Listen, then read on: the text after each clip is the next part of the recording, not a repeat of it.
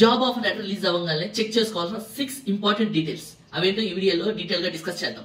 Number 1, job roles and responsibilities. ఏదైతే మనకి HR చెప్పాడో అదే రోల్స్ అండ్ రెస్పాన్సిబిలిటీస్ మన ఆఫర్ లెటర్ లో ఉన్నాయా లేదా అనేది ఫస్ట్ మనం చెక్ చేసుకోవాలి. Number 2, salary structure.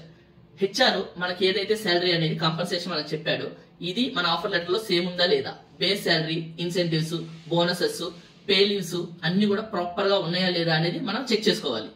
Number 3, notice period. Notice period ఎంత టైం ఉంది, 30 డేసా, 60 డేసా, 90 డేసా, అది మనకు వర్క్ అవుతుందా లేదా అనేది మనం ప్రాపర్ గా చూసుకోవాలి.